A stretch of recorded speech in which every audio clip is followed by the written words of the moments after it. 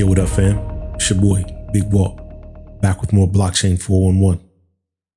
Today, it's all about that disco inferno. Burn, baby, burn. Look, EIP-1559, that's Ethereum improvement proposal for those that don't know.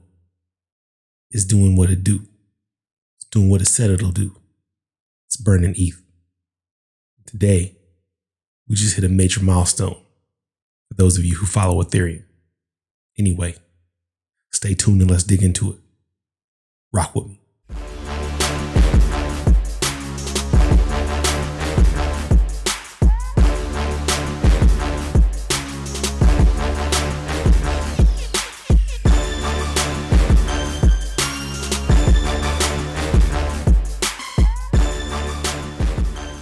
All right, fam.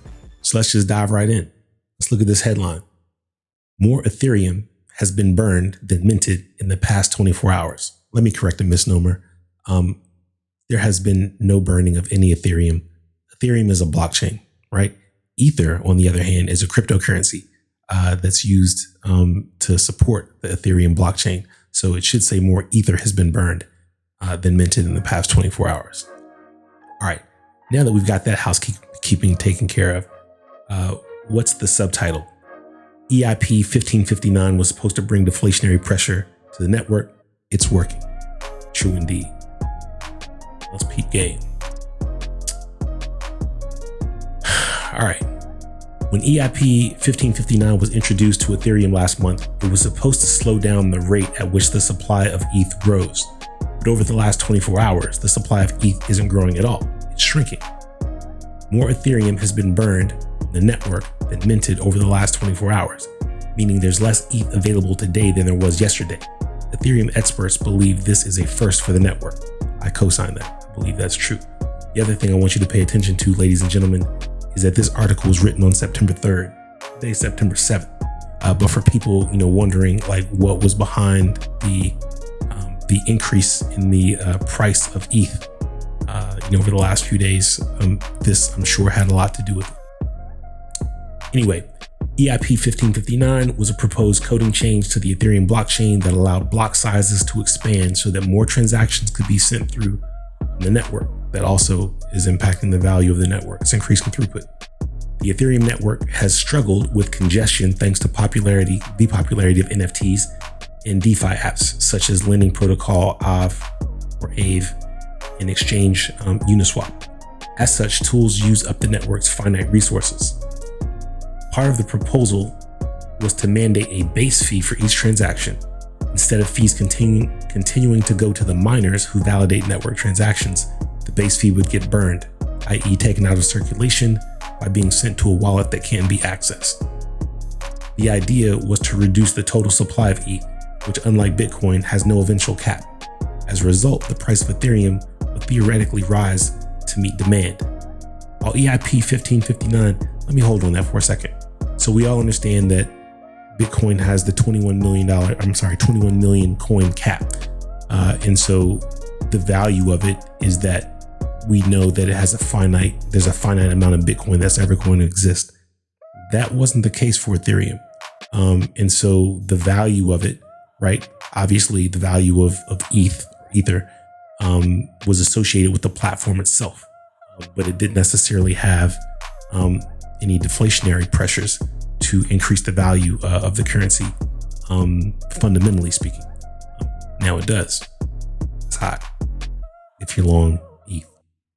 I need you to do me a favor, fam. Please click that subscribe button and the like button. It might be a small thing to you, but to us it's huge. We're trying to hit this 1,000 subscriber milestone, one subscriber at a time. So YouTube will recognize us and give us access to the tools that will allow us to bring you more and even better content. Thank you for your support, fam. We really appreciate you. Anyway, while EIP-1559 reduces the rate at which ETH supply grows, it does not necessarily lower the supply of ETH.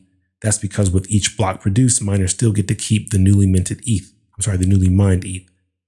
As long as the amount of newly mined ETH is higher than the base fees burned, the overall supply of ETH increases. Today, that's no longer the case, at least for today. In the 24-hour period spanning Thursday and Friday, the supply growth turned negative. More ETH was burned than the 12,500 to 13,000 ETH being issued to miners. This can happen as the base fee adjusts upward during periods of higher demand for Ethereum transactions. Was it DeFi investing, NFT purchasing, gaming? Who knows? DeFi Pulse co-founder Scott Lewis and Weekend Ethereum News founder Evan Van Ness believe this is the first such instance of Ethereum turning deflationary. See some of these posts here. Some just want to watch the ETH burn. Burn, baby, burn. That's what I say.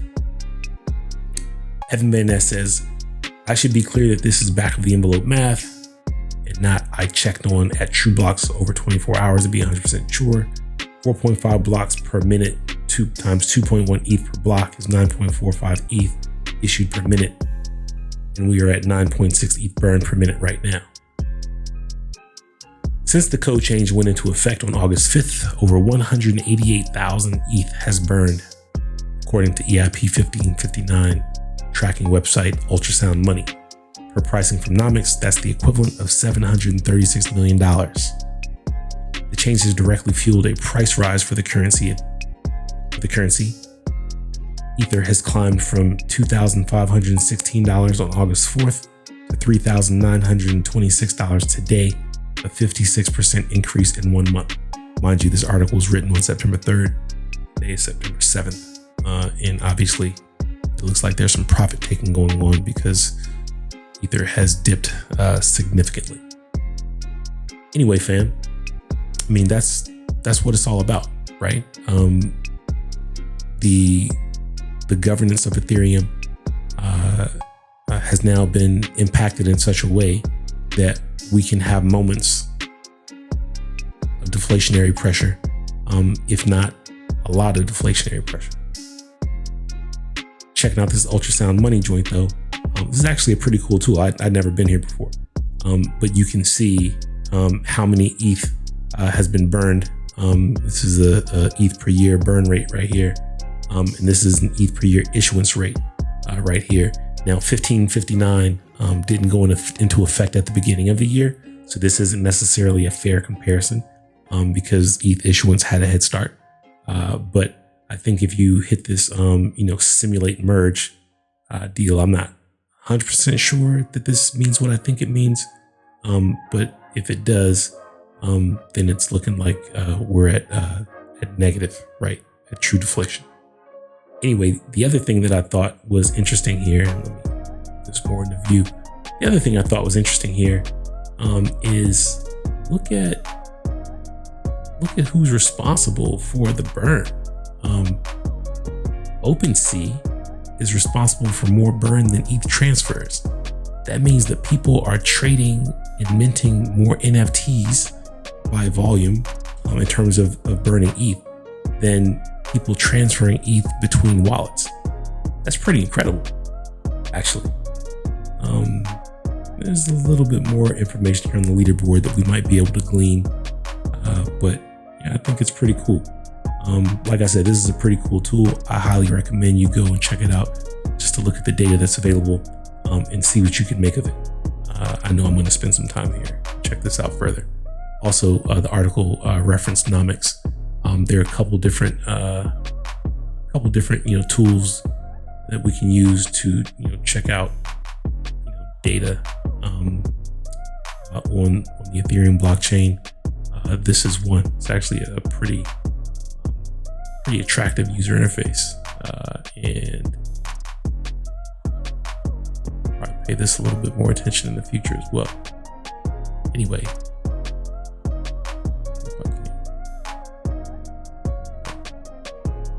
zoom out a little bit.